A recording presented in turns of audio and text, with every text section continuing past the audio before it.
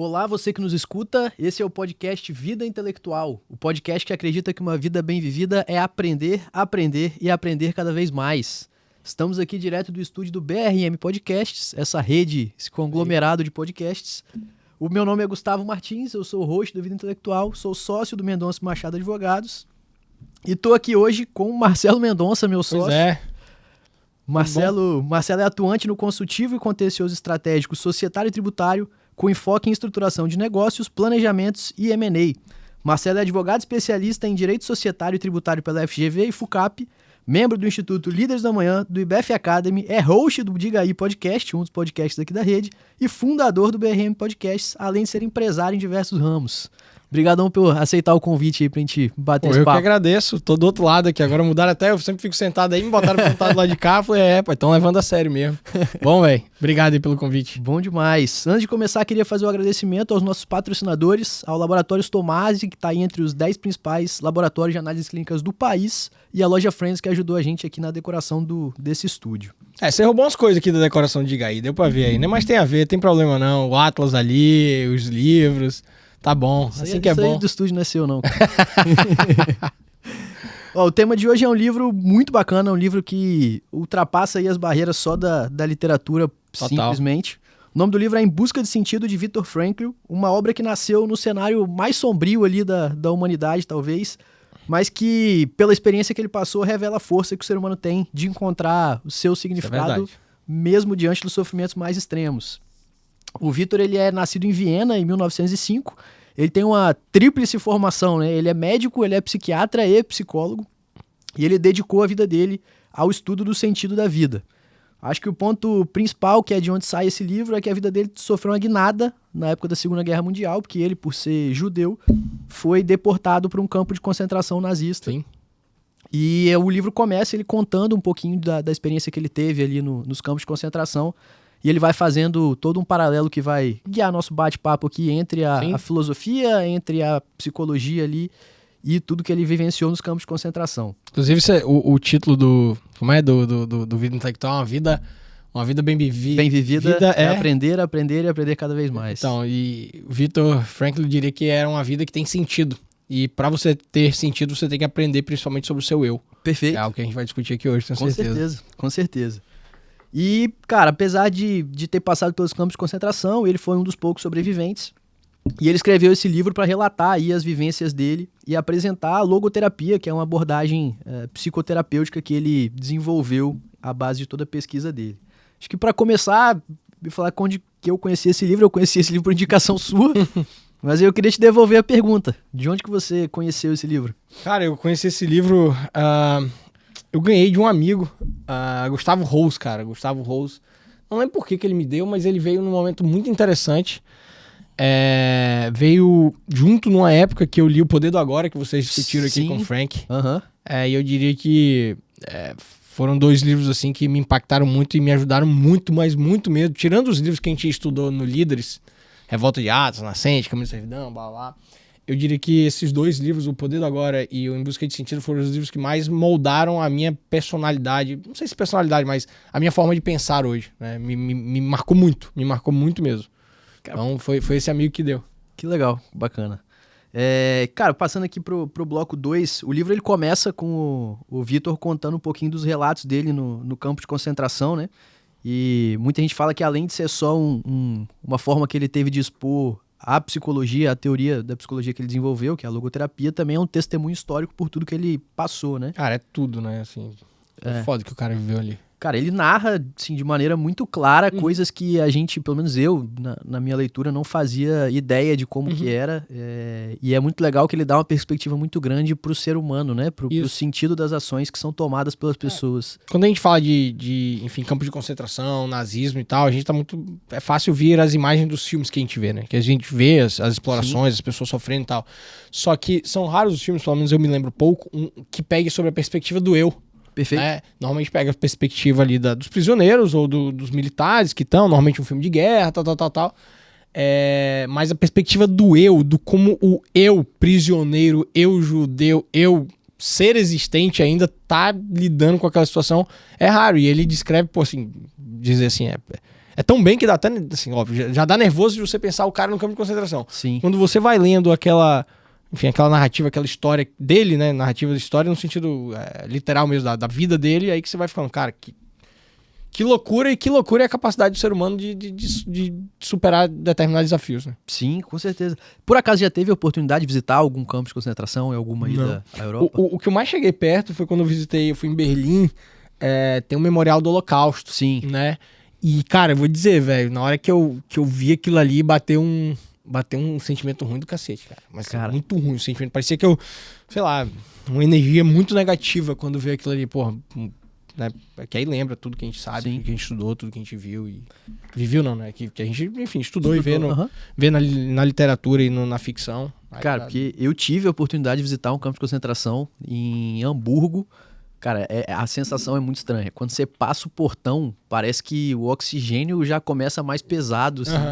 Parece é que a energia do local, cara. Parece que do nada a sua audição para, você não escuta nada. E, bicho, eu lembro claramente, assim, na hora que eu cruzei o campo e eu entrei, juro, minha cabeça fez passar um filme na frente. Assim, eu via pessoas correndo, tomando tiro, tentando fugir, um negócio muito louco, assim. E... É bizarro. E, cara, ler o livro dele, assim, meio que me levou de volta, sabe? Acho que tinha muito tempo que eu não li um livro que eu me colocava, de fato, num ambiente diferente, assim. Porque apesar de ser um livro que ele tem uma proposta de apresentar uma forma de terapia, uma forma de analisar o ser humano, ele teve essa pegada um pouco mais histórica, assim, de fato me transportar para um ambiente diferente. Acho que é um pouco dos dois. Na verdade, me corrija se eu estiver errado, mas me parece que a logoterapia surgiu exatamente da vivência dele. Já era psiquiatra, psicólogo e tal.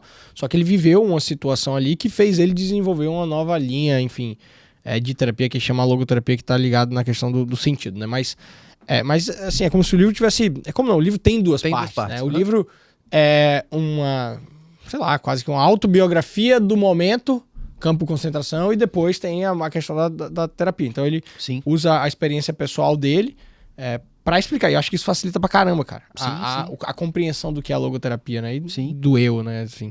Mas de fato, assim, o ponto que eu quis trazer é que na primeira parte, quando ele tá narrando ainda as questões do campo de concentração, cara, eu me via lá dentro, sabe? Eu entendi, ele tem uma capacidade de expor as coisas de uma forma, de uma clareza que te transporta mesmo pro ambiente. Sim. Ele conta, né, que logo que ele chega no campo, os prisioneiros têm dois momentos iniciais ali. O primeiro que é a negação, né, de não querer acreditar que tá indo. Tanto que ele fala que no primeiro trem que eles estavam todos embarcados, eles achavam que eles iam pra uma fábrica, né? Até ele descobrir que eles foram desembarcados ali no campo de concentração. E a segunda reação automática que eles têm é começar a criar uma apatia mesmo, a perder o propósito, né, enquanto indivíduos, uma vez que eles estão ali, perder um pouco da esperança. Enfim, ele narra, cara, várias coisas muito específicas sobre a experiência no campo de concentração. E ele fala que quando ele chegou lá, ele já tinha, né, um escrito, que era a única coisa que ele queria guardar com ele, que era um pouco das ideias que ele já vinha desenvolvendo a respeito da terapia dele. E que a única coisa que ele queria guardar era isso, mas que, de fato, todas as pessoas que chegavam tinham que largar todos os pertences. Todas as pessoas que chegavam... É o que ele chama de despersonalização. Exato. É um momento que ele chama de despersonalização, que o cara vai começando a perder a sua própria identidade, né? Tipo assim, você tem a questão do choque inicial, você tem a questão da apatia que você falou, e depois você começa a... Cara, é como se, tipo assim, é o cara que tá morto, apesar de estar vivo, fisicamente vivo, mas o cara tá morto mentalmente, né? E aí, aí que vem o grande problema pro Vitor, porque você deixa de ter um motivo pra existir, e aí entra toda... a questão, né? Ele fala que isso era a forma que eles tinham de deixar o indivíduo com nada mais do que sua existência nua e crua, né? Ele usa essa expressão no livro. Cara, e assim, de fato, os relatos que ele traz ali no campo de concentração são extremos. Teve um que me marcou muito, cara, que é quando ele fala que eles dormiam em beliches ali, cara. Beliche que era pra caber confortavelmente uma pessoa, tinha 7 às vezes apertadas. Que em uma determinada madrugada ele acordou e viu que o colega da frente dele estava se mexendo muito, estava tendo um pesadelo, estava atrapalhando o sono dele. E aí quando ele ia acordar o colega dele para tirar o colega dele do pesadelo, ele falou, cara, vou deixar, porque até o pesadelo dele deve ser melhor do que ele lembrar que ele tá aqui dentro. Agora, tem toda a questão também do banho, das minas, que eu lembro bem, da exploração, quando eles mandavam eles explorar as minas e tal, você não tinha a menor capacidade, na verdade, sim, direito, né? Óbvio, tinha direito nenhum, mas de sequer falar, tô cansado, qualquer coisa, que é exploração ao máximo, e se você não entregasse, Exato. morreria. E aí vem a grande pergunta, né? De onde vinha a força pra ele, né? No caso, o Vitor conseguir superar isso tudo. Né? Sim. Cara, assim, você lembra de algum outro trecho parecido com esse que eu trouxe que te marcou, que quando ele narra a experiência no campo de concentração? Cara, eu lembro bem a da mina, assim, né? Que a forma como eles eram explorados na mina, isso me marcou muito. Agora eu não lembro, assim, do detalhe específico, mas lembro que quando eu fiz a leitura, a questão da mina, a questão do banho também. Sim, que eles nunca sabiam se banho, de fato seria chuveiro de gás ou se chuveiro de gás ou não. Porque, assim, sempre rolava aquela questão do... beleza, você tá lá trabalhando, mas a qualquer momento, por qualquer motivo, você poderia ir, por exemplo, uma câmara de gás e tal. Sim. Então imagina essa situação, né? Do tipo, tá, beleza, eu tô vivo, eu tenho um sentido, mas e amanhã? O que eu vou fazer amanhã, né? Se ele começasse a pensar no amanhã lá, ia enlouquecer completamente. Então, essa questão da exploração nas minas e a questão do amanhã, né? Assim, o que vem por aí pela frente no próximo dia, né? Que realmente você não sabe, né? Não é do tipo, fique preso por 20 anos e eu te liberto depois. Exato. Você não sabe.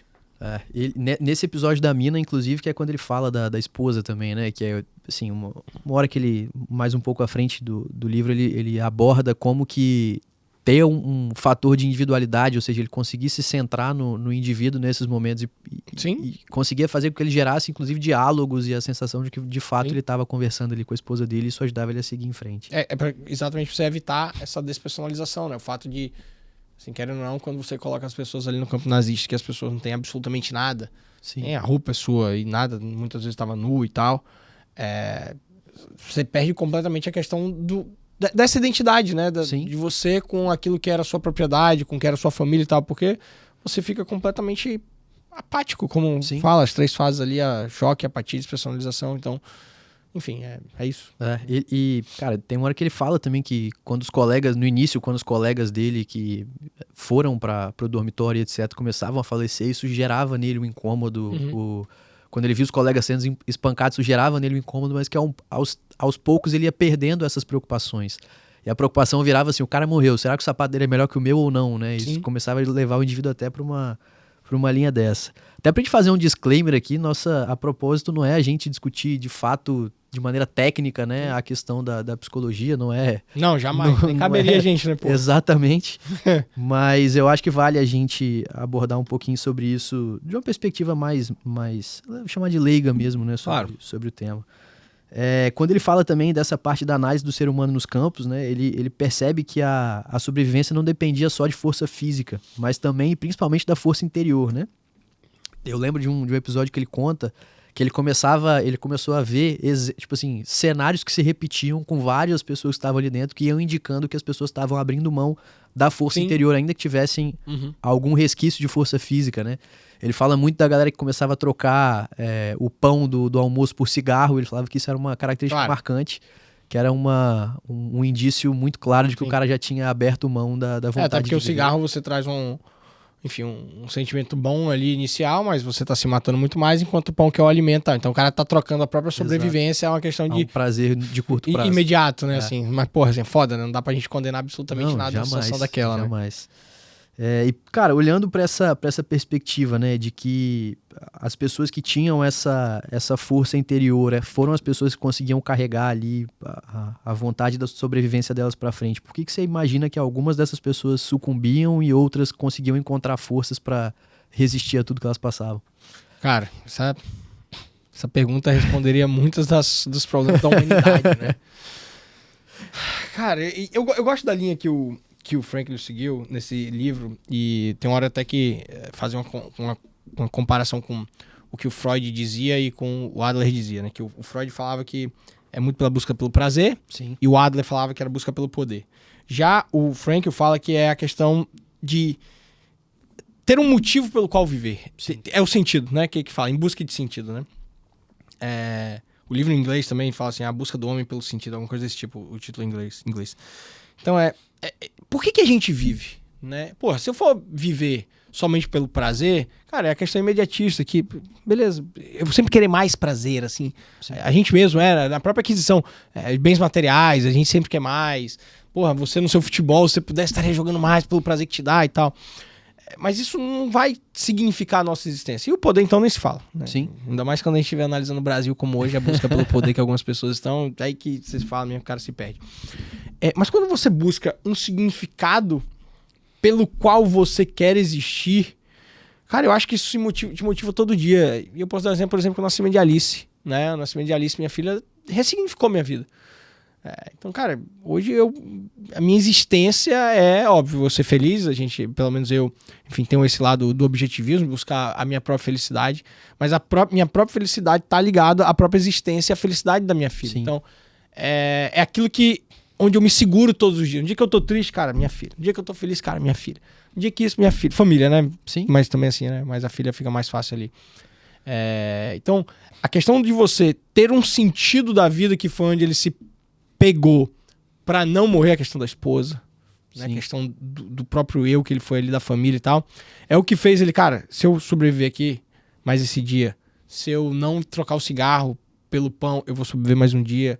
Então, o sentido da minha vida é estar relacionado, nesse caso, provavelmente dele e da família. Sim. Então, que quando você tem esse sentido, você tem um propósito, que a galera gosta de usar hoje, o propósito, eu acho que você fica muito mais fácil de você enfim, atingir os seus objetivos e tal. A pergunta é, cara, como descobrir o sentido da vida? Como descobrir o sentido da minha vida, que vai ser diferente do seu, que vai ser diferente do Felipe, de todo mundo que tá ouvindo aqui? E mesmo como, uma vez descoberto, dá pra só focar nessa questão do sentido da vida? É como se eu dissesse que, pegando o exemplo que eu dei de Alice, lógico que não, o sentido da minha vida não é só Alice. É porque antes dela você também já tinha algum. Exato, é principalmente, mas... Então, assim, cara, é foda, assim, não é fácil. É um nível de... Eu diria que exige um nível de compreensão e de autoconhecimento que hoje em dia, então, as pessoas não estão nem aí, né? Que Sim. Tá relacionado à própria saúde da mente, né? Então, não sei se eu respondi sua pergunta, mas, cara, assim, é dificílimo. Talvez o autoconhecimento, mais leitura, buscar compreender mais, independentemente se é logoterapia, se é outra terapia e tal... É a busca pelo eu, né? Uma vez você se conhecendo melhor, uma vez você tendo certeza de quais são os seus valores e aquilo que te motiva, eu acho que isso ajuda a você até encontrar o seu sentido, né? E aí viver, enfim, melhor e por aí vai, né? Não, com certeza. Quando eu fiz essa pergunta, eu fiquei pensando que seria a minha resposta, e eu lembrei de uma frase que, cara, tá logo no início do livro, assim, eu acho que ainda no prefácio, quando ele começa a justificar o porquê que ele escreveu o livro, que ele fala assim, quem tem um porquê enfrenta qualquer como. Ele tá citando Nietzsche aí, parece, nesse tá aqui separado nas minhas anotações também. Isso, e esse porquê às vezes é um pra quem também, né? Então, assim, eu acho que de fato isso é algo que ele relata muito no livro, e esse pra quem pode ser o próprio indivíduo. Sem dúvida, não, sem dúvida. Até porque se não partir do próprio indivíduo, não tem existência. Sim. Né? Não adianta eu falar que o sentido da minha vida é Alice, minha filha, e minha mulher Letícia, e eu não cuidar de mim, porque se eu deixar de existir, acabou. Sacou? Então, assim, pra eu amar, pra eu querer, pra eu ter o sentido, pra eu viver, enfim... Pra eu seguir qualquer coisa, eu tenho que viver primeiro. Sim. Né? E aí não pode ser só a vida da carne, né? A vida fisiológica, tem que ser a psíquica também, que é o que ele fala, né? Ele até fala que tem uma outra frase legal que é: o sentido é único e pessoal, não pode ser dado, descoberto, tem que ser descoberto, cara. Sim. E, cara, mas descobrir, eu vou te dizer, cara... não é tarefa fácil. É dificílimo, né? Até porque uma coisa que ele aborda muito também, assim, é como que isso às vezes vai mudando ao longo da vida, né? Porque às vezes a gente traça metas ali de curto prazo, a gente atinge aquela meta e fala, tá, e agora, né? Então, sem dúvida. De fato, isso é algo que ele vai construindo como sendo algo que se transforma ao longo do tempo. E essa questão do propósito, do sentido, me lembrou muito do episódio que eu gravei com o Thiago Garcia, cara. Tem um artigo de Harvard chamado Como Você Avalia ou Como Você Mede Sua Vida, não sei se tem uma tradução literal, que ele fala muito sobre isso também, né? Como que você faz para encontrar, de fato, o seu propósito. Mas aí, só entrando um pouquinho na parte, vou chamar aí de filosófica da logoterapia, né? Ele apresenta 3 eixos centrais para essa ideia que ele traz.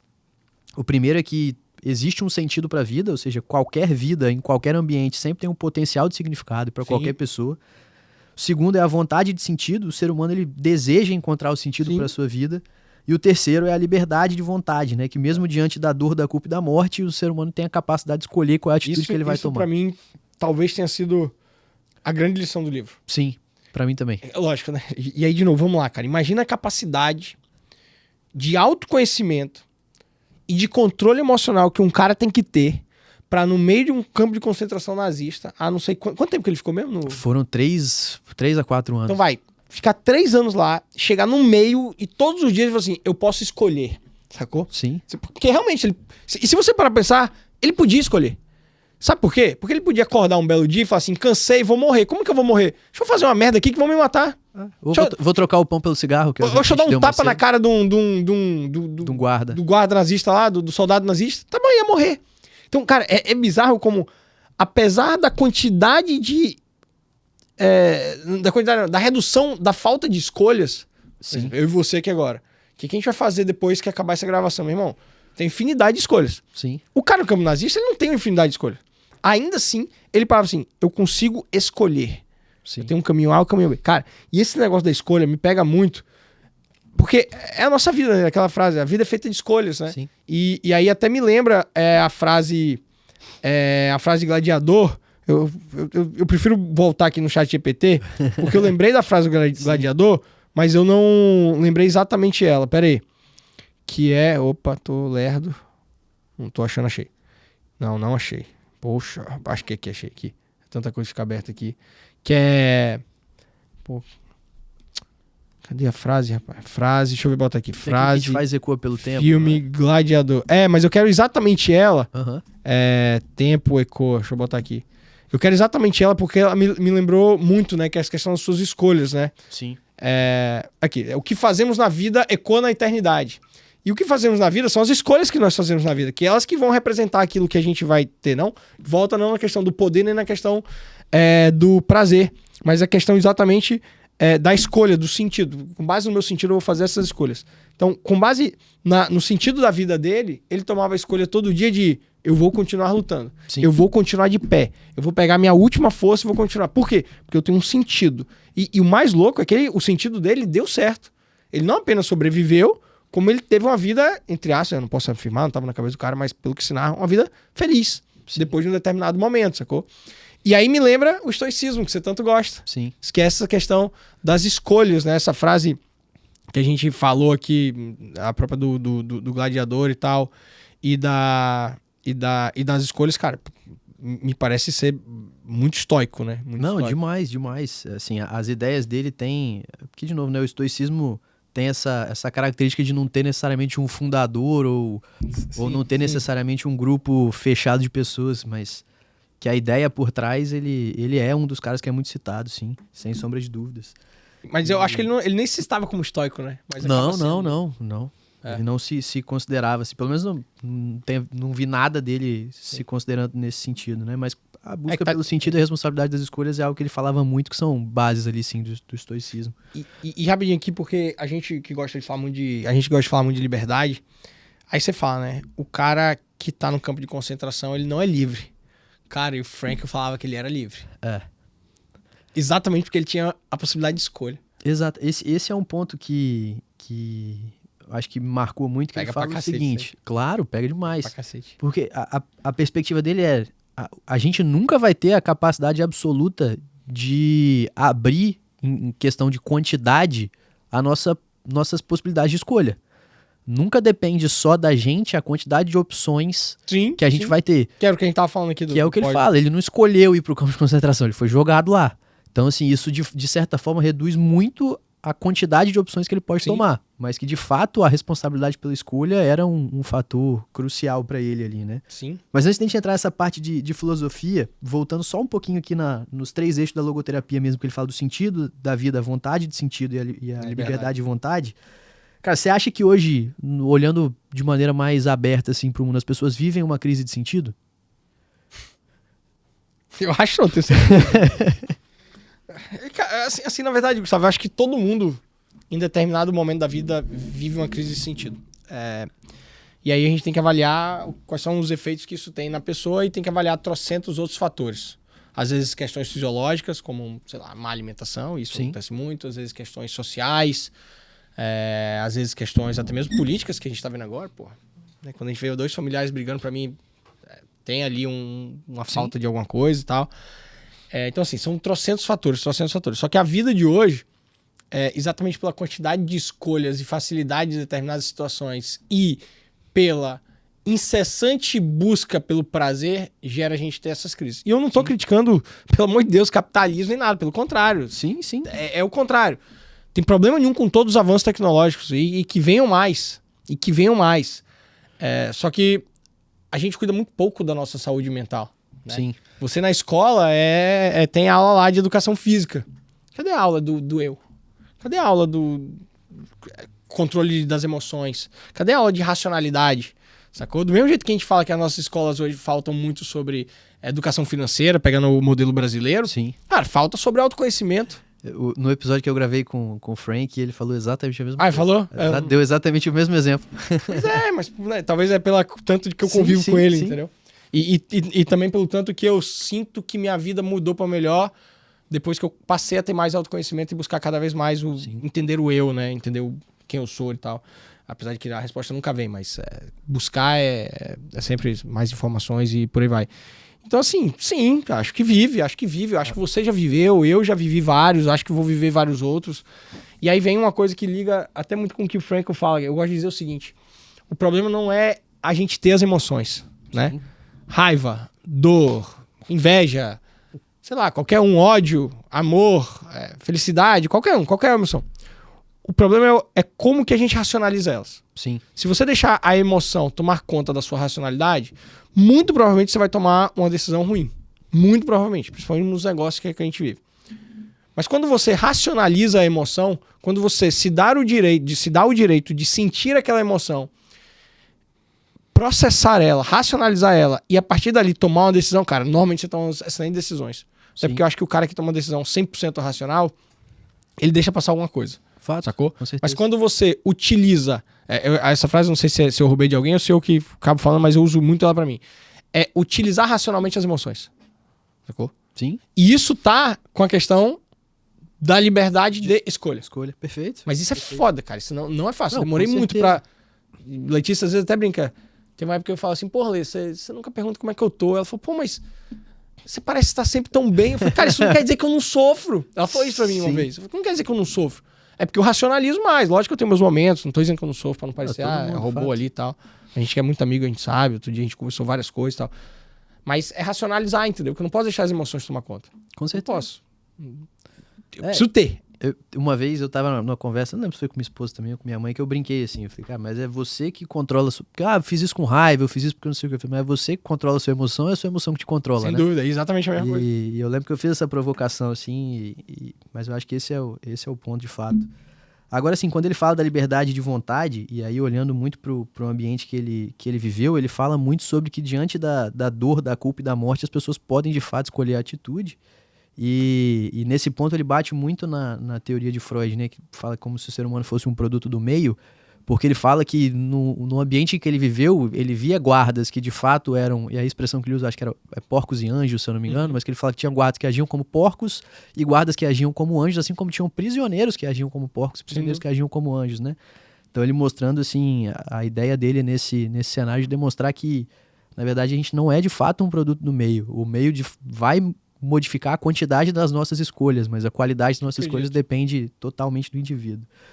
E aí quando ele fala, cara, que essa liberdade de vontade, né, que mesmo diante da dor, da culpa e da morte, a gente pode escolher a nossa atitude, você concorda que a nossa atitude diante do sofrimento, e aí olhando muito para esses três aspectos que ele traz, né, dor, culpa e morte, muda o impacto que essas coisas têm na nossa vida?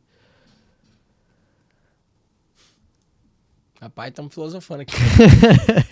Eu falei que a gente não ia falar de psicologia. Vai lá, repete, pra eu ter certeza que eu entendi a pergunta. Tá, se quando a gente passa por uma situação de dor, culpa e morte, o impacto que essa situação causa na nossa vida, ele é ou não potencializado pela forma como a gente reage?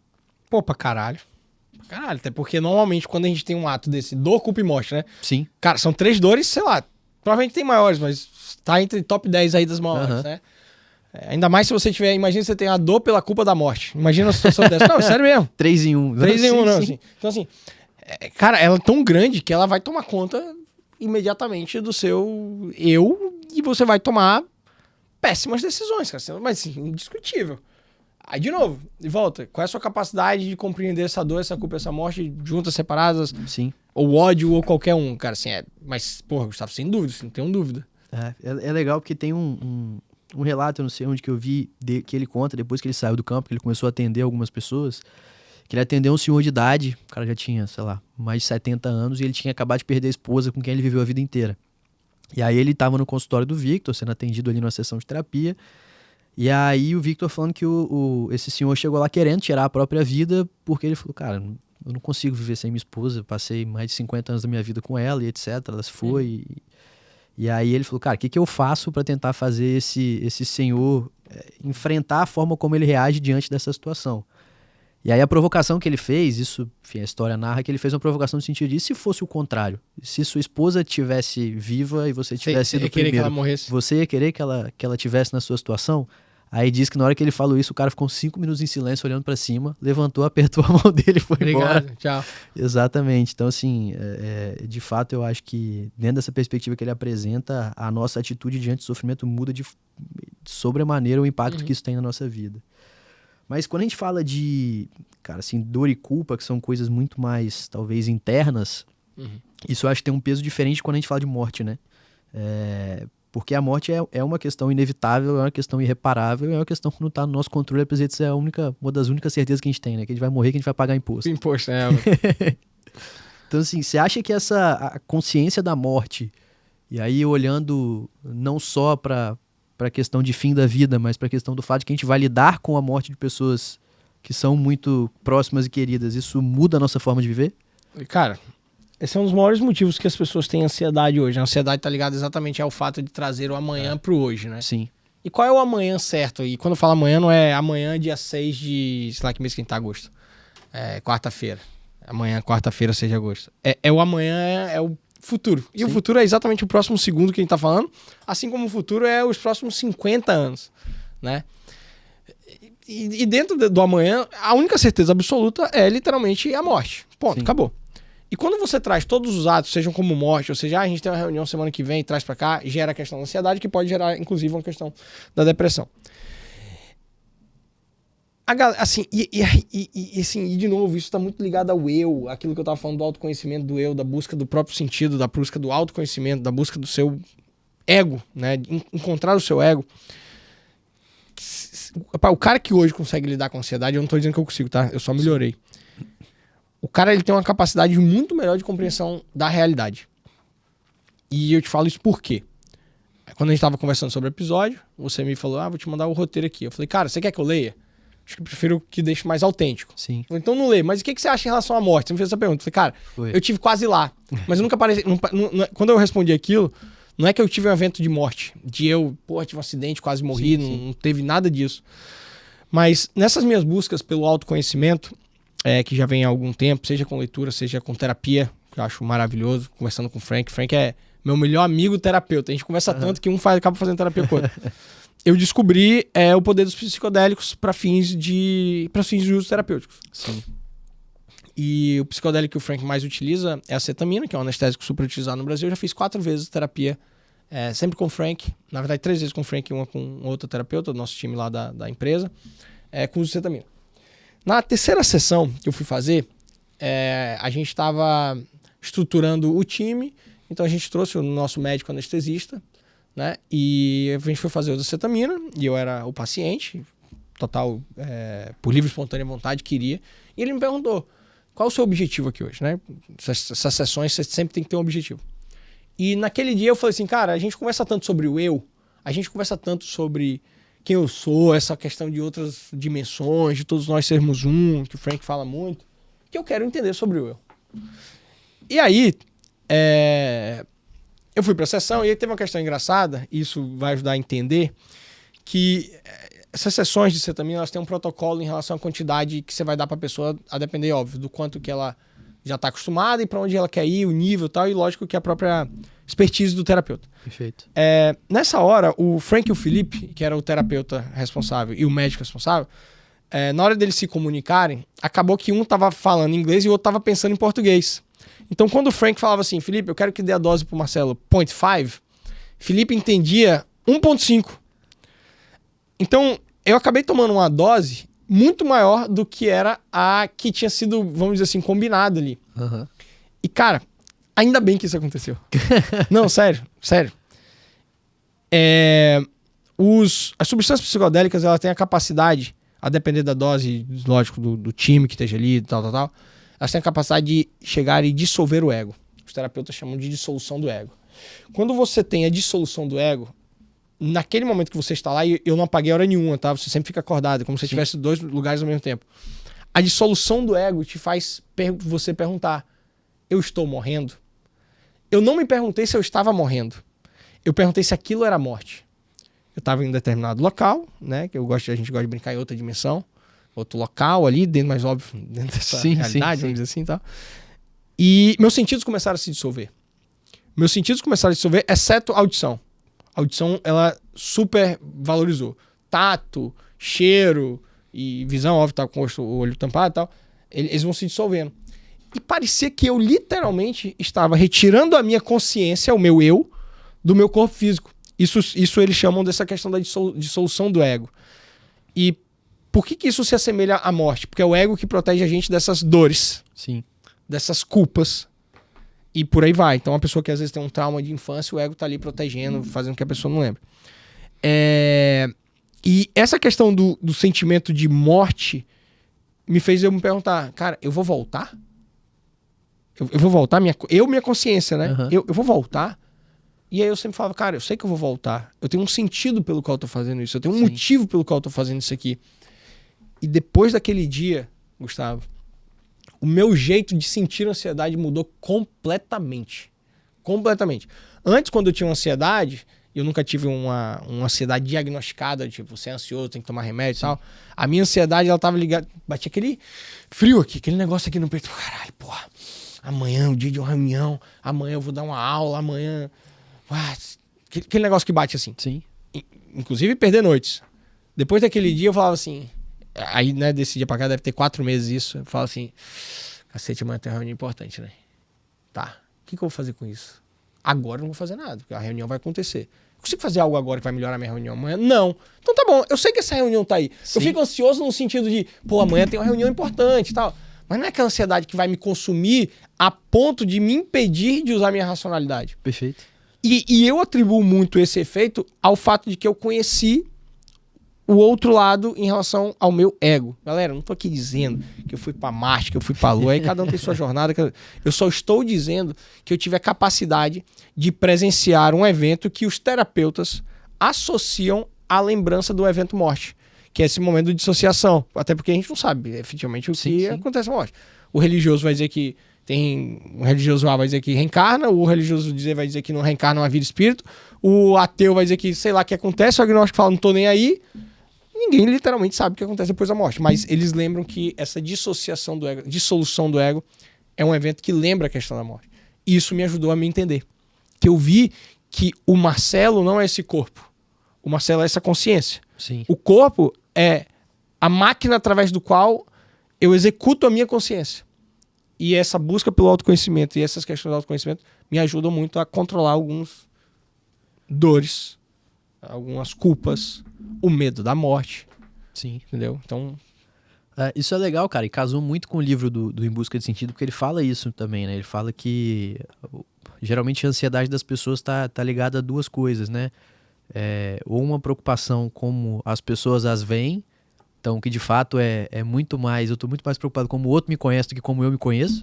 E o segundo que é a preocupação da morte, aí ele faz uma digressão de várias coisas. Às vezes você tá preocupado com a reunião, porque se você perder a reunião você perde um cliente, perdendo cliente você perde receita, perdendo receita você perde dinheiro para botar comida em casa, ramifica, e vai morrer de fome, aí você faz uma cis. digressão até chegar na morte, né? Então ele brinca cis, com esses 2 pontos. Mas que de fato essa questão de... Isso depois que eu li o Em Busca de Sentido e gravei com o Frank, a gente conversou um pouquinho sobre isso, de fato a minha percepção também mudou, assim, no sentido de às vezes eu não me acho uma pessoa ansiosa. Assim, eu não tenho o hábito de, sei lá, não lembro de episódios que eu cheguei a perder noite de sono por causa de ansioso problema. Que você diz a nível, tipo, diagnosticado a tomar remédio, né? Porque nível de ansiedade todo mundo tem, né? Não, sim, mas eu falo assim, eu não acho que é algo que atrapalha a minha convivência, sabe? Eu acho que assim, tô entendendo. A minha ansiedade, quando ela bate, eu falo, cara, eu preciso resolver esse negócio. Eu vou lá, faço e passa, mas... Sem dúvida.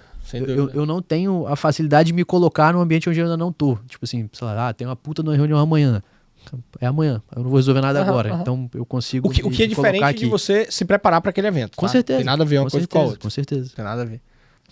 Dizem que os esportistas eles têm a capacidade de mentalizar muito o ato que eles vão praticar no dia seguinte, né? Então você se coloca no futuro tentando imaginar os cenários possíveis. Não é disso que a gente está falando. Perfeito. Não é disso que a gente está falando.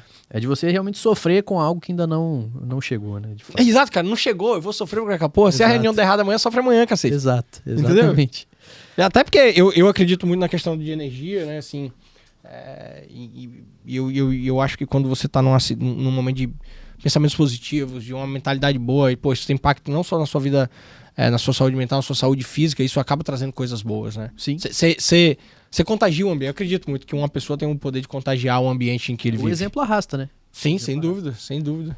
E agora passando para uma parte mais de filosofia, né? Porque quando a gente pega essa questão da responsabilidade, que o Frankl fala muito, Ele podia ter namorado com a Randy, né? Ia dar bom, não ia? Essa questão da escolha, responsabilidade, liberdade. Eu ia chegar nesse Não ponto. ia? Porque Imagina. ele fala com essas palavras, Ele que a ia ajudar liberdade e até a a doideira responsabilidade dela. são inseparáveis. Desculpa, eu te interrompi. Volta aí, o que é? Não, ele fala que a liberdade e a responsabilidade são inseparáveis. Tá E ele... aqui, ó. Exato. Tatuei, mas não por causa dele, tá? Mas que bom, eu já vou começar a dizer que foi também. Ó, tem a ver, né? Liberdade, responsabilidade, individualidade. Aí vou dizer que foi por causa do Viktor Frankl também. Tem total a ver isso. Isso eu achei muito curioso quando eu cheguei nessa parte. E tem até, não lembro agora se foi no livro ou alguma entrevista que eu vi, que ele propõe que na costa leste dos Estados Unidos tinha que ter uma estátua da responsabilidade. Aham. Justamente para colocar ela em paralelo com a estátua da liberdade e colocar que são duas. Legal. De um Não extremo lembrava ao disso, outro, não. você precisava de ter essas duas coisas, né? Mas o que eu achei muito legal que ele fala sobre isso também é que ele fala que a pessoa que não tem o propósito, ou seja, a pessoa que não quer tomar as escolhas, que não quer ser responsável pela própria vida, ela se torna vulnerável ou ao conformismo, ou seja, eu vou fazer o que todos fazem porque as pessoas estão fazendo, então eu vou fazer. E você acaba indo num efeito manada, você nunca para pra pensar se aquilo é de fato o que você quer ou não. Perfeito. Ou ao totalitarismo, porque se eu não quero tomar uma decisão, eu quero que outros tomem a decisão por mim. Olha o Brasil aí de hoje, aí, aquilo que a gente tava falando. E aí ele fala que a pessoa perde a autonomia por causa disso. E aí, enfim, o que você acha dessa relação, primeiro, entre liberdade e responsabilidade? Porque Pergunta retórica pra mim, né? apesar de eu saber exatamente o que você vai responder, não necessariamente todos os ouvintes sabem. E se você apoiaria a gente ter uma estátua da responsabilidade na costa oposta dos Estados Depende, Unidos? se for com dinheiro privado, eu apoio. Eu apoio. Se for com dinheiro público, A não. estátua da liberdade foi um presente da França, Foi um né? presente da França. Mas tomou dinheiro dos pagadores franceses. Mas enfim. Sim, seria ótimo ter estátua lá. Não só lá. Eu acho que podia ter em todo lugar, entendeu? Aqui no Brasil, então, nem se fala. Como é impressionante como o brasileiro. E aí você vê a questão da cultura, né? Comparando o brasileiro com o americano nesse sentido. A liberdade como princípio lá sempre foi algo muito mais intrínseco, assim como a responsabilidade pelos atos que você pratica. Já aqui no Brasil, não. Aqui no Brasil você vê até nessa questão pegando essa questão do totalitarismo que o Frankl falou, e você poder dar sempre o poder pro outro para tomar uma decisão por você. Sim. E é impressionante. Por que você não pode ser capaz de tomar a sua própria decisão? Você se acha inferior àquela pessoa? Você até pode ser ser menos culto, ou não saber escrever igual, ou não ter o mesmo conhecimento técnico, mas quem sabe o que é melhor pra sua vida? Exato. Sério, será que existe alguém que sabe melhor do que você pra dizer o que é melhor pra sua vida? Você vai terceirizar o próprio sentido da sua vida, cara. Né? O seu próprio propósito, e sobre essa questão do propósito, vamos deixar claro. Você não precisa ter um propósito único na vida, a vida é dinâmica. Sim. Você mesmo muito bem falou quando eu falei que nasceu Alice, cara, mudou. Mas quer dizer que eu não tinha propósito antes? Claro que eu tinha. Claro que eu tinha. Eu lembrei de quando eu cheguei na sua casa no dia do nascimento de Alice. Você foi a primeira pessoa que foi lá, velho. Você tá sentado no chão com a taça de vinho, 2 cachorros no colo, no escuro, com tudo apagado. Foi. Olhando pro teto, viajando. Foi. Tava ali, pensando no mundo. Sim. Né? Então, assim... E eu tive um susto nesse dia, né? Muito pesado, porque o parto foi muito complicado e... A primeira pessoa que segurou a Alice fui eu, não foi nem Letícia, normalmente é a mãe. Sim. Só que o parto tinha sido tão complicado que Letícia não tinha condição de segurar e teve os riscos lá. E quando me deram a Alice no colo, eu só fiquei pensando entre outras coisas, óbvio, falei assim, cara, cadê minha mulher? Vai ser eu e você sozinho? Minha mulher vai voltar pra mim? Então, assim, foi nesse momento que você me pegou ali, eu tava ali filosofando do meu eu ali, desse novo propósito, dessa nova fase de vida. Mas foi isso mesmo, sabe? Muito beber aquele dia. Bebi daquela aclarar e acalmar um pouquinho. Sim. Mas sim, respondendo a pergunta, liberdade e responsabilidade, óbvio, tem que caminhar juntas. O nosso princípio, né, o nosso valor liberdade que a gente tanto defende, não é a liberdade... Ela é absoluta enquanto estiver dentro do seu âmbito, da sua vida e da sua propriedade. né? Mas você não é o único proprietário de tudo no mundo, as outras pessoas também têm propriedade, a própria vida das outras pessoas Sim. é uma propriedade delas. Então a minha liberdade de fazer o que eu quiser jamais pode ser o ato de eu infringir a sua liberdade de fazer o que você quiser. Então eu tenho sempre que agir com responsabilidade. E só existe uma pessoa responsável pelos atos que você pratica. Uma. Você. Mais ninguém. Isso seja no mundo familiar, no mundo pessoal, no mundo dos negócios. Você é a única pessoa responsável pelos atos que você pratica e você é a única pessoa responsável pelas escolhas que você faz e pelo seu futuro. Se outra pessoa veio, um pai, eu vou fazer você, ok. Isso não retira o fato de que você é responsável por você. Até de que você escolheu aceitar aquilo, né? Exato. Até porque esse pai pode não estar aí amanhã e você vai ter que ser responsável por você. Com certeza. E esse é o grande mal que a gente tem na sociedade hoje. Nessa questão da transferência para o totalitarismo e etc., as pessoas transferem para o Estado, cara. Quem é o Estado? O Estado não é nenhuma pessoa. O Estado são trocentas pessoas que muda a cada 4 ou 2 anos, dependendo de onde você estiver olhando. Cada hora um grupo de pessoas com interesses próprios por grupos de pressão ou pessoas que não sabem nem que você é, e você transfere a sua escolha para esses caras, velho. Olha que loucura que é isso. Sim. É impensável, assim, hoje, pra mim, né? É impensável. Lógico, lá atrás eu pensava diferente, mas hoje é impensável, né? E eu acho que isso é um ponto legal. Tem uma pergunta que quando eu estava construindo ela aqui, eu entrei no estado de filosofia e fiquei pensando, porque vou fazer a pergunta, depois eu explico aonde eu cheguei, mas a pergunta é, por que a falta de propósito deixa a pessoa mais vulnerável a ideologias extremas? Ou seja, o Frankl afirma que se a pessoa ela não tem um propósito, ela está mais vulnerável ao conformismo e ao totalitarismo, porque ela perde autonomia. Aí eu ia te fazer essa pergunta, por que a falta de propósito deixa a pessoa mais vulnerável a ideologias extremas? Mas eu comecei a ver que existe uma conexão muito grande entre você enxergar o seu propósito e você reconhecer os seus valores. Porque de fato, é impossível você ter tranquilidade ou facilidade de tomar uma escolha se você não reconhece quais valores são importantes para você. E de fato, se você não reconhece quais valores são importantes para você encontrar um propósito também é muito difícil, né? Então, mas se você pegar a situação dele lá no campo e você pensar que o propósito, vamos brincar, o sentido dele era a questão familiar, isso quer dizer que ele valorava mais se sacrificar por aquela entrega em relação ao seu, por exemplo, tem gente que fala que família é um valor, não vou entrar no debate se é ou não, eu sei que é importante pra cacete e ponto. Sim. Que era a questão da família, a questão de própria sobrevivência, a sua vida também como valor, tá completamente ligado, até porque eu acho muito difícil o cara encontrar o seu sentido, o seu propósito, se ele não sabe as bases, os pilares das coisas que ele valoriza, entendeu? Seria contraditório se em determinado momento eu dissesse pra você que o meu propósito agora não está ligado sempre à liberdade. Então, cara, tudo que eu faço está ligado à liberdade. Eu luto pela liberdade de Alice, pela felicidade, e a felicidade dela tá ligada à liberdade, na minha opinião. Tá? Então, assim, e por aí vai. Então, assim, tá completamente ligado, velho. Completamente. Essa conexão, ela não é algo que ele aborda de fato no livro, assim, né? Ele não fala sobre isso, mas eu acho que foi algo que quando eu comecei a pensar nas perguntas, pensar no bate-papo, foi um lugar que eu parei e fiquei igual você lá olhando pro teto e viajando. No Líderes, eu não sei se isso foi um ensinamento específico de algum livro, sei lá, de alguma coisa. Só que no Líderes a gente fala muito sobre essa questão dos valores e a hierarquia dos seus valores. Sim. Quando você hierarquiza os seus valores, cara, a tomada de decisão é muito mais fácil. Sim, é muito mais fácil. Só que você tem que ser fiel a esses valores. Ele não pode ser de acordo somente com o momento ali para te pode relativizar. Não pode ser igual o Centrão, né? E o Centrão lá, de acordo com o que eles querem para eles ali, eles mudam para cá ou para lá. Cara, você tem que ser fiel aos seus valores. Decida quais são os valores, aquilo que te guia e busca esse caminho, né? Esse sentido aí. Sim. A própria Ayn Rand falava, né? Que se você acha que você tá em contradição, volta nas suas premissas, volta nos seus valores. Isso aí. Tá vendo? Foi Rand. Porque de fato... Tá vendo? Ia dar um bom casal, cara. Ela e Frank. Ia dar um bom casal. Se ela não trocasse ele por alguém mais interessante que ela achasse ela era ligeira. A Vela era ligeira. Cara, e olhando assim pra essa questão, então, você acha que de fato existe uma conexão entre a logoterapia e o pensamento liberal ou libertário? Cara, assim como eu acho que tem entre o estoicismo e o libertarianismo, assim como eu acho que tem junto com o objetivismo, no fundo, assim, tem várias diferenças, micro ali, mas no macro, cara, tá muito ligado à questão da escolha. Até o Taleb, que, enfim, não é um libertário, não é nada, ele fala, tem o skin the game, né? Então a sua liberdade sem dúvida nenhuma, tá ligado a essa questão. Vamos lá, melhor, objetivamente. Se eu pegar logoterapia, libertarianismo, liberalismo, cara, até anarcapitalismo, objetivismo, capitalismo, troca voluntária, cara, no final das contas tá tudo ligado à questão das escolhas, entendeu? Sim. E aí, no fundo, você tem, sim, algumas... Você muda um pouquinho ali a vertente pra aqui ou pra ali, de acordo com vários outros pontos, mas sim, tá muito ligado.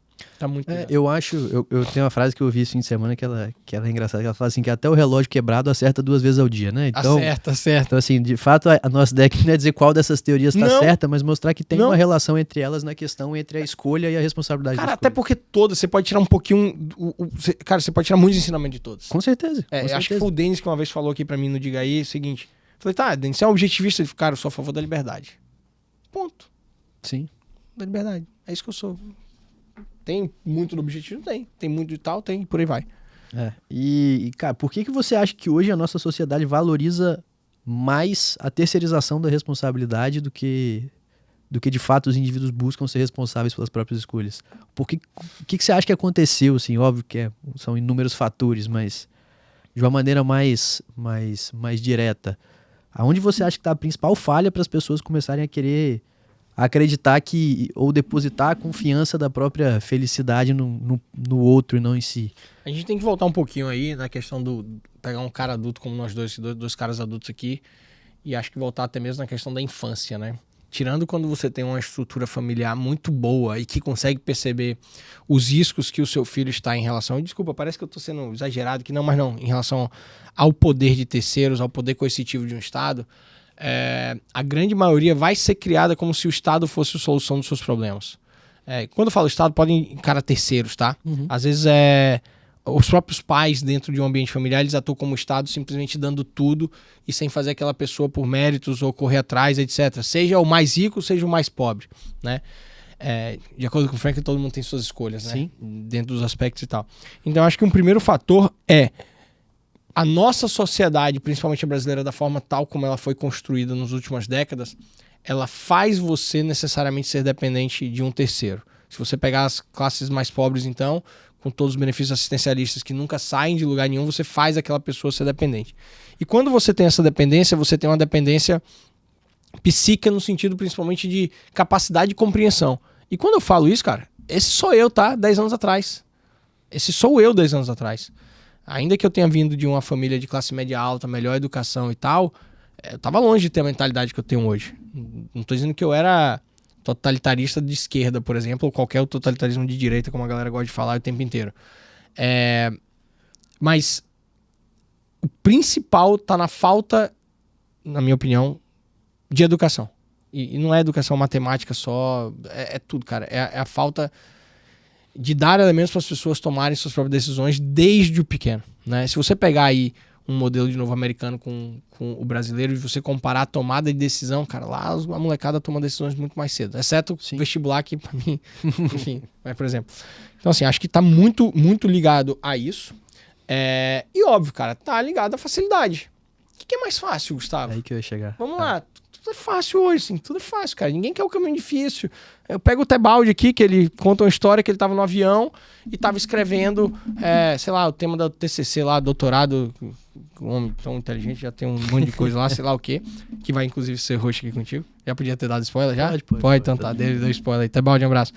Que ele tava escrevendo o TCC dele e uma criança, um adolescente, chegou para o outro lado. O que você tá fazendo?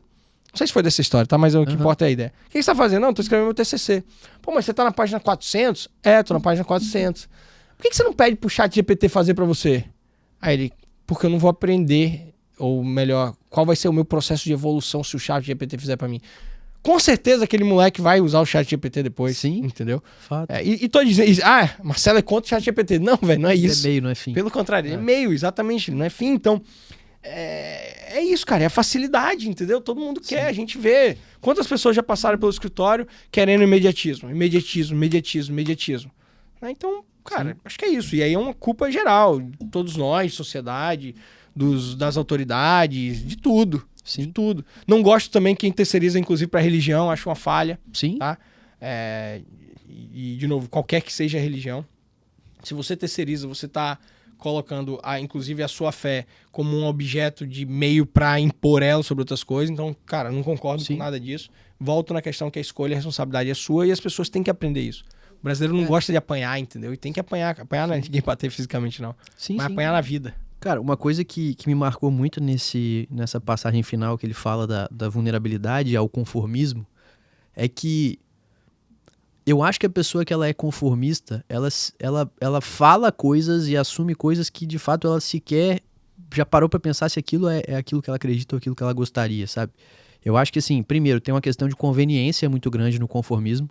Então, se eu vejo mais pessoas defendendo uma ideia, é mais fácil eu me associar àquela ideia por um instinto de defesa. Por instinto de defesa. Às vezes, por não querer argumentar, eu vou começar a dizer que eu concordo com determinada ideia. Contrapor dá trabalho.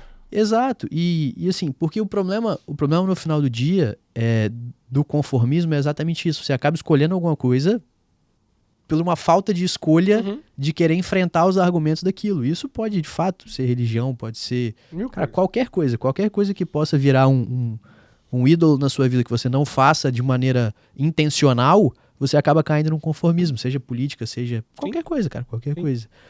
E eu acho que, de fato, quando você começa a olhar para propósito, começa a questionar essas questões mais filosóficas do por que eu faço isso? Por que eu escolho aquilo? Por que eu quero seguir o caminho A? Isso traz uma compreensão maior para o indivíduo, cara, em todas as áreas. E eu acho que, de fato, essa... E aí eu vou brincar e fazer o jabá, assim. O que eu acho legal do Vida Intelectual é exatamente isso, assim. A ideia aqui não é a gente trazer uma verdade única, mas, de fato, provocar as pessoas para buscarem a racionalidade e a intencionalidade naquilo que elas fazem e acreditam, porque... É só assim que a gente não cai no conformismo. Sem dúvida. Porque é maravilhoso você discutir uma ideia que duas pessoas são contrapostas naquela ideia para ver até onde as coisas chegam. Às vezes um aprende um pouco com o outro, às vezes alguém cede. Mas quando a pessoa ela é meramente conformista, ela não vai ter nem base para discutir. Não. E é por isso que eu acho que hoje em dia as pessoas estão sendo muito contra a discussão, né? Porque é mais cômodo eu ficar numa posição fácil de defender aquilo que as pessoas acham que é mais bonito, porque eu não preciso ter a dificuldade da discussão. Mas eu também não tenho profundidade, eu também não tenho razão, eu também não tenho sentido naquilo, e isso te leva para uma série de outros problemas. Né? Inclusive você parte para determinadas, não vou dizer agressões, mas para...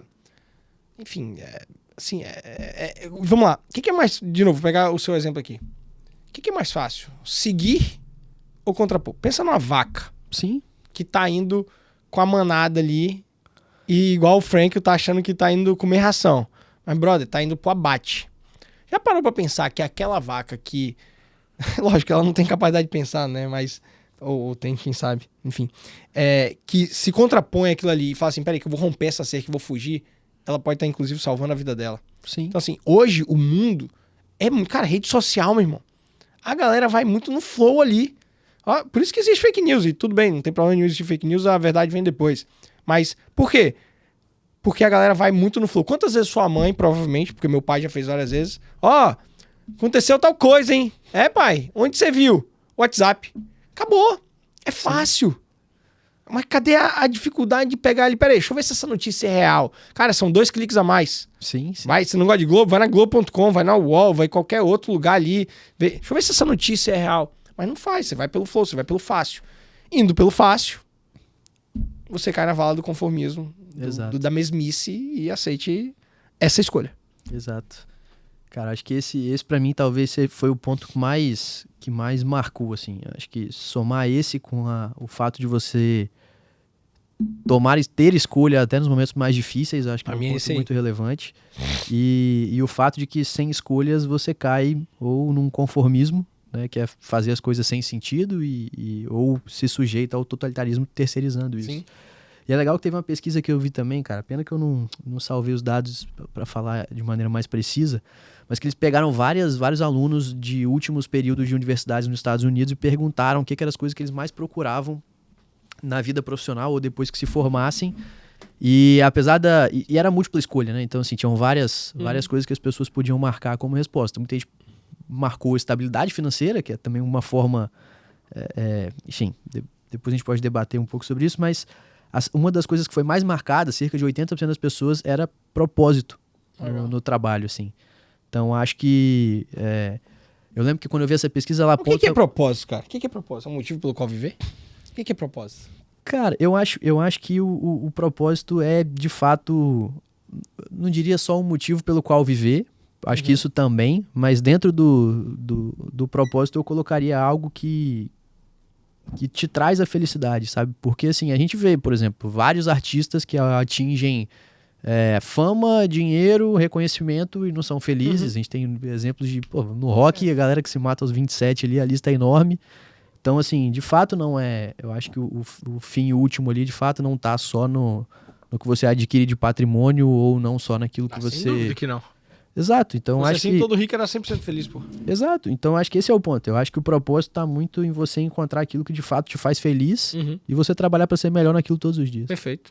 Acho que é por aí também. Acho que é por aí. É a própria busca de sentido da própria felicidade, né? Que a gente fala dentro do objetivismo, que o ser... Como é aquela frase? Não, do sim mesmo, como é? Porra, enfim, falhou aqui agora, mas enfim... Que primeiro a gente tem que buscar a nossa própria felicidade, né? Que o sentido da vida é a busca pela própria felicidade. Sim. Enfim, tá aqui em busca de sentido. Acho que tá relacionado à felicidade. No caso, de novo, voltando pro Frank, a felicidade dele era sobreviver pra poder voltar pra família e seguir a vida dele, que ele sabia que teria vários anos ainda. Não, e não sei se você lembra dessa parte da história, mas quando ele sai do campo de concentração, a família dele inteira morreu no campo de concentração. E aí ele busca o sentido em outra coisa. Em outra coisa, que era ajudar o próximo a encontrar o próprio sentido, né? Sim. Então acho que, enfim, do caralho. De fato é animal. Cara, você quer deixar algum recado final, alguma última mensagem? Não sejam aí preguiçosos. Corram atrás das coisas de vocês, não sejam brincando. Conformistas. Cara, lê Em Busca de Sentido, cara. É bem fininho. É curtinho mesmo. Cara, é legal o livro, assim, óbvio, né? É triste pra caramba. Você vai ter dor, você vai ter culpa, você vai ter alegria, talvez, a depender. Mas leiam, cara. Leiam Em Busca de Sentido. E, sei lá, eu tô muito nessa pegada de saúde da mente ultimamente, não por causa da Lúvia, do negócio em si, mas já tem alguns anos aí. Pra quem não conhece, fala um pouquinho da Lúvia aí. A Lúvia é um spa de saúde da mente, é um local onde a gente quer, cara, literalmente ajudar as pessoas a encontrarem os seus sentidos. Tá aí, pô, legal. A encontrar os seus sentidos, encontrar os seus propósitos. Até porque quando a pessoa não tem um sentido, não tem um propósito, ou tem um ato grave na sua história, você tende a ter depressão, ansiedade. Eu não estou falando isso como médico, tá? Vamos deixar muito claro, nem como terapeuta, apenas como, vou brincar aqui, um empresário da área, que você sacaneou. Então lá na Lúvia a gente faz um tratamento terapêutico, que o Frank, que já esteve aqui com você, é o nosso terapeuta-chefe, treinou a galera, em que a gente faz uso da cetamina, que é um anestésico com efeito dissociativo, assim, ninguém apaga, tá? Ninguém sai lá viciado, ninguém nada disso, pode tirar qualquer medo nesse sentido, são doses baixíssimas, comparado a já praticadas no Brasil com um efeito anestésico. E o bacana é que nessas jornadas, como a gente gosta de falar, as pessoas tendem a encontrar os seus propósitos, tendem a encontrar os seus motivos de viver, tendem a descobrir o motivo pelo qual ela tá depressiva, porque ela tá ansiosa. Tem gente que vai também por a questão de burnout, estresse pós-traumático e tal, enfim, vai lá, bate um papo, não tô dizendo pra você fazer, temos um time lá que vai te avaliar, você passa sempre por duas validações médicas e terapêuticas. Às vezes a pessoa pode, inclusive, ir lá querendo e não conseguir o tratamento. Claro, não pode, até porque se o cara for atrás de qualquer coisa que não seja um propósito terapêutico, ele não vai conseguir. Perfeito. Então você passa por dupla avaliação, é um negócio bem sério, então fica a dica aí, Lúvia. Your Mind Space, que é como a gente chama, né? O espaço da mente. Esse slogan, ele tem um duplo sentido mesmo? Your Mind Space tem. O espaço da mente no sentido de você estar ali, o espaço que você vai estar, e o espaço da sua mente na sua cabeça que você tem que descobrir. Porque o mind no inglês ele pode ser tanto usado como substantivo ou como verbo, no sentido da pessoa ter intencionalidade naquilo. Não. É um espaço físico pra você cuidar da sua mente, e é um espaço na sua mente que você precisa cuidar. Perfeito. Entendeu? Então é isso. E Lúvia significa via iluminada. De novo, em busca de sentido, para você encontrar a sua iluminação aí, ser uma pessoa mais feliz, que é tudo isso que a gente merece todos os dias. Então seria isso. Busque seu autoconhecimento, seja na Lúvia, seja em qualquer lugar, e leiam Em Busca de Sentido, de Viktor Frankl. Show de bola. Pessoal, muito obrigado por nos acompanhar até aqui. O Vida Intelectual, ele sai quinzenalmente às terças-feiras. A gente vai dar uma pausa agora, mais ou menos um mês aí para organizar o calendário aí do segundo semestre. Tem novidade vindo, como já saiu um pequeno spoiler aí. Teremos uma nova pessoa como host aqui do podcast também. Mais Você um não host. sai não, né? Isso aí, né? Eu não sai não. É mais um. Isso aí, legal. E muito obrigado por ter nos acompanhado até aqui nesse primeiro semestre. Até a próxima e um abraço.